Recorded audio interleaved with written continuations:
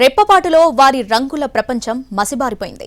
వాళ్ళు నిర్మించుకున్న కలల సౌధాలు క్షణాల్లో కూలిపోయాయి. వాళ్ళ ప్రేమానురాగాలన్నీ ఒక్క క్షణంలో పొగబారిపోయాయి.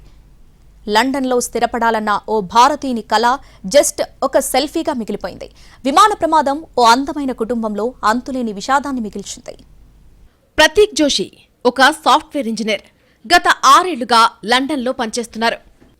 అతని భార్య డాక్టర్ కౌమి వ్యాస్ రాజస్థాన్లోని ఉదయ్పూర్లో వైద్యురాలిగా పనిచేస్తున్నారు. వీరికి 8 ఏళ్ల కూతురు మిరాయ, 5 ఏళ్ల కవలలో నకుల్ ప్రద్యుత్తున్నారు.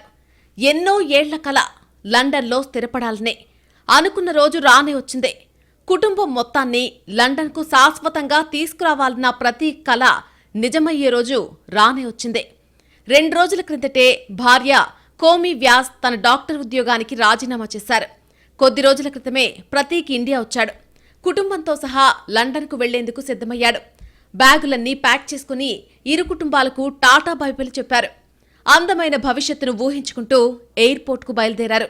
లండన్కు వెళ్లే విమానం ఎక్కగానే సీట్లలో కూర్చొని ఒక అందమైన గ్రూప్ సెల్ఫీ తీసుకున్నారు. భార్యాభర్త పక్కపక్క సీట్లలో, పిల్లలు మరో సీట్లలో రివ్వును ఎగిరిపోయే క్షణాలకు ముందు నవ్వుతూ ఫోటో దిగారు.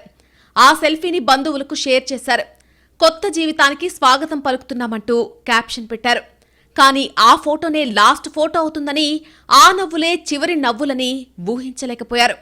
విమానం టేకాఫ్ అయిన క్షణాల్లోనే మంటలు చెలరేగాయి. ఆ జ్వాలల్లో కుటుంబమంతా కాలిపోయిందే.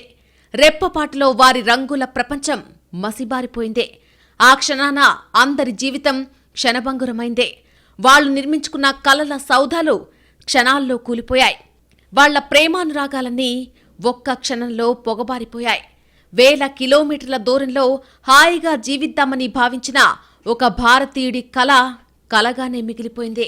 విమాన ప్రమాద ఘటనలో ఈ హృదయ విదారక విషయం వెలుగులోకొచ్చింది.